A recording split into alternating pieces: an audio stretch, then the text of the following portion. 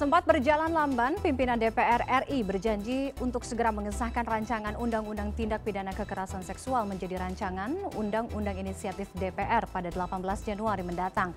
Namun beberapa pihak masih menaruh catatan perihal substansi yang dianggap ini masih perlu untuk direvisi.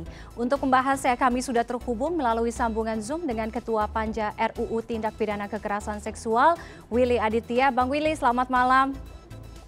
Malam Tiffany, baik. Salam sehat selalu. Salam sehat selalu Bang Willy. Bang Willy, banyak korban kekerasan seksual dan masyarakat yang sudah lama sekali menantikan RUU TPKS ini untuk kemudian disahkan. Bahkan beberapa saat yang lalu Presiden pun juga meminta bahwa RUU ini untuk segera disahkan. Dan hari ini kita mendapatkan sedikit angin segar bahwa Ketua DPR berjanji untuk memastikan RUU ini akan segera disahkan pada pekan depan menjadi RUU Inisiatif DPR.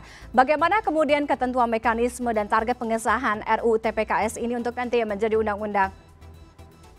Ya, setelah diparipurnakan pekan depan, besok rencana akan rapat BAMUS untuk diagendakan di rapat paripurna tanggal 18 Januari. Maka kemudian DPR akan mengirim itu ke pemerintah untuk pemerintah menerbitkan surat presiden bersama lampiran DIM-nya. Dan hasil komunikasi kami di DPR dengan pihak pemerintah khususnya dengan Menteri PPA, Ibu Bintang Puspayoga, dengan Ketua Tim Percepatan RUU TPKS Profesor Edi Hirej, Wamenkumham, itu mereka sudah siap semua ya. Nah nanti ketika sudah dikirim ke DPR, maka kemudian pimpinan DPR akan memutuskan di mana AKD yang akan membahas ini. Mungkin bisa juga besok ya, pas BAMUS diputuskan besok sekalian, apakah dia akan dibahas sama pemerintah di badan legislasi sebagai pengusul atau dibuat pansus. Kalau dibuat pansus dimulai dengan pembahasan yang baru atau dia dibahas di Komisi 8 seperti periode sebelumnya. Jadi mekanismenya seperti itu. Hasil komunikasi kami dengan pihak pemerintah tidak banyak hal yang berubah, Tiffany. Kalau seperti itu, optimisme kami di DPR satu masa sidang bisa menyelesaikan apa yang menjadi aspirasi publik dan ditunggu-tunggu oleh publik sejauh ini, Tiffany. Betul, karena kita dihadapkan dengan banyak sekali kasus kekerasan seksual di luar sana, di mana beberapa waktu yang lalu ini juga dipertanyakan oleh banyak pihak. Beberapa tahun belakangan kan pengesahan RUU TPKS ini kan terkesan berjalan stagnan ya, terkesan berjalan lamban, Bang Willy, karena ada beberapa fraksi gitu, dan terakhir mungkin satu kemarin PKS yang sempat masih belum menyatakan oke gitu terhadap RUU TPKS ini. Nah, apakah memang ada indikasi pertimbangan politik? Karena terkesannya begini, ketika kemarin Presiden Jokowi mungkin quote unquote ya melakukan intervensi melalui pernyataannya untuk segera mengesahkan atau mengetok palu RUU TPKS, baru nih sekarang nih beneran gitu lagi digas-gas ya Bang Willy? Enggak juga, Tiffany.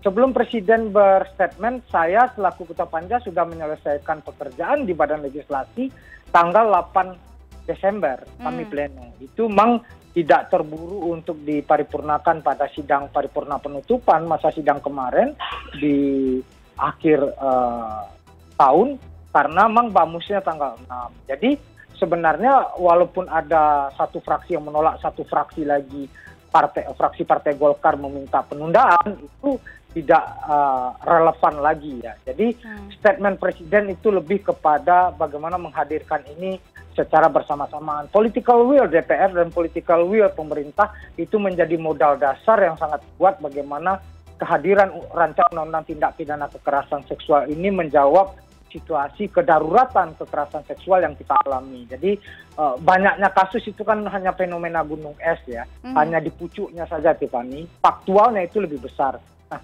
hal yang harus kita baca adalah DPR itu adalah ruang pertarungan politik, Tiffany. Ada yang bersepakat, ada yang menolak. Itu sebuah keniscayaan ya. Jadi ada 3 fraksi yang dari awal bersepakat mengusulkan ini menjadi hak inisiatif DPR. Yang pertama fraksi Partai Nasdem, 59 anggota fraksi Partai Nasdem bertanda tangan untuk mengusulkan ini sebagai hak inisiatif, fraksi PDI Perjuangan dan fraksi PKB. Mereka yang bahu-membahu ya untuk memperjuangkan ini. Nah, belajar dari periode sebelumnya, Tiffany, itu memang terbelah betul ya. Tapi sekarang setelah melakukan dialog yang sangat intensif, mendapatkan masukan dari publik yang luar biasa, termasuk hal yang luar biasa adalah coverage media, Tiffany. Media hari ini seperti survei SRMC itu mengatakan 65% publik memahami proses pembahasan dari TPKS yang terjadi di DPR. Jadi ini menjadi modal besar kita semua untuk segera mengesahkan undang-undang ini. Oke, mengenai TPKS sendiri, apa perubahan signifikan? Sebelumnya kita tahu kan PKS rancangan undang-undang PKS atau penghapusan kekerasan seksual, kemudian menjadi RUU TPKS atau tindak pidana kekerasan seksual. Apa yang berubah secara signifikan, Bang Willy?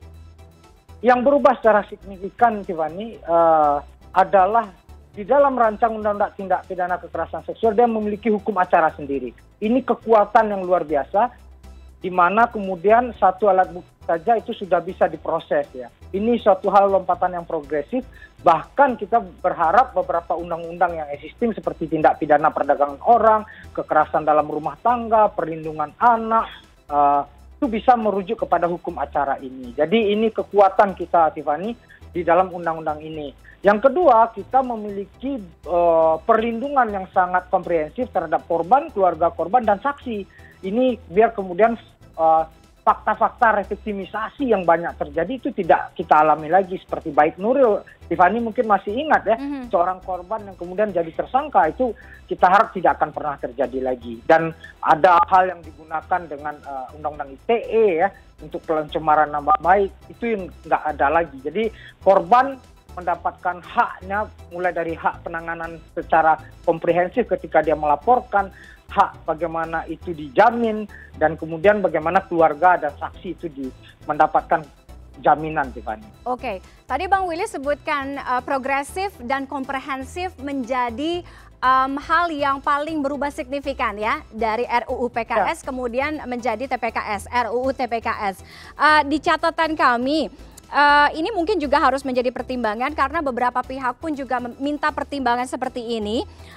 Awalnya ada draft RUU TPKS yang memuat 9 jenis kekerasan seksual, mulai dari pelecehan, kemudian perkosaan, pemaksaan perkawinan, dan lain sebagainya. Namun di tanggal 8 Desember menyisakan 3 jenis kekerasan seksual saja, pelecehan, pemaksaan kontrasepsi, eksploitasi seksual. Nah, banyak yang mendorong, beberapa pihak mendorong upaya untuk pembahasan yang lebih substansial lagi, sehingga diharapkan menjadi pertimbangan juga untuk bisa direvisi, Bang Willy. Jadi begini, Tiffany, bukan berarti tidak masuk. Beberapa item-item yang Tiffany sebutkan tadi sudah ada di beberapa undang-undang yang terkait ya. Jadi kami tidak ingin terjadi tumpang tindih peraturan perundang-undangan.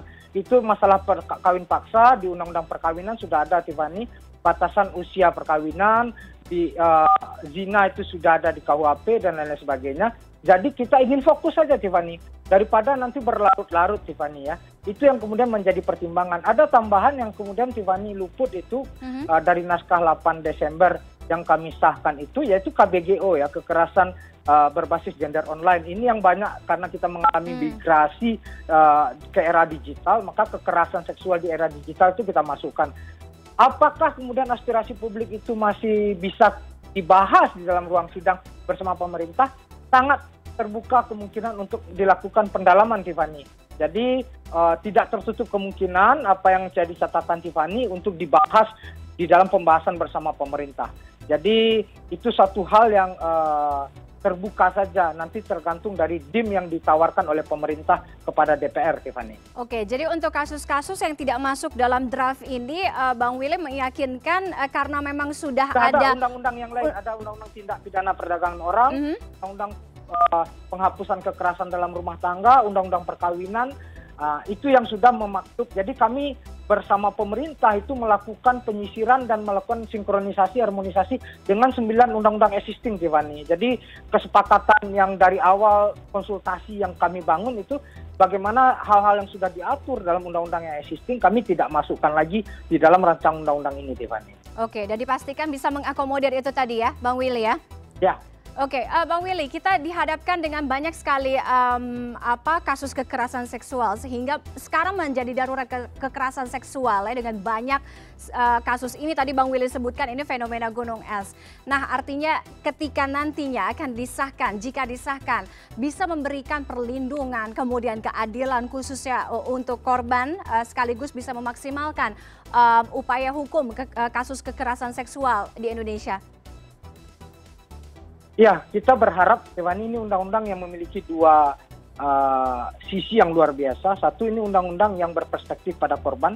Kan selama ini undang-undang kita tendensinya itu menghukum pelaku ya. Ini seberat apapun kita hukum pelaku, belum tentu kondisi si korban pulih ya.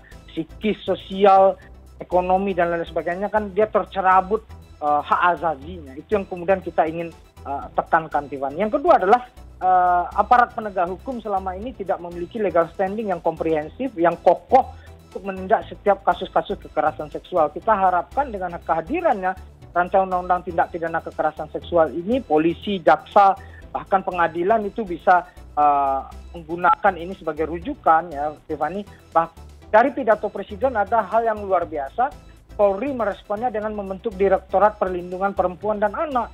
Semoga nanti pemerintah melibatkan polisi sedari awal sehingga memiliki kapasitas yang mumpuni dalam proses penindakan kasus-kasus kekerasan seksual yang benar-benar leg spesialis ya. Kita tidak ingin kemudian si korban mendapatkan tindakan kekerasan yang berlapis ya. Setelah mendapatkan tindakan awal, habis itu ketika dia melaporkan juga dilecehkan gitu ya. Itu kita tidak inginkan ya. Maka kemudian dalam hal ini perspektif korban oleh penegak hukum itu menjadi satu hal yang sangat diperlukan dalam proses penindakan kekerasan seksual. Begitu, Tiffany. Baik, kita kawal bersama bagaimana janji pengesahan RUU TPKS ini, Bang Willy.